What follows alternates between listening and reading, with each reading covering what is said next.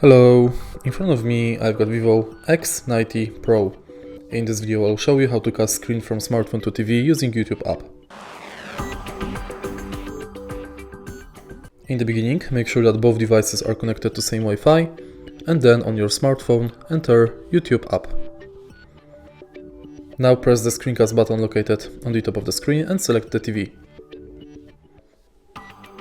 Now when devices are connected, you can play any music you want on your smartphone, and it will be displayed on the TV.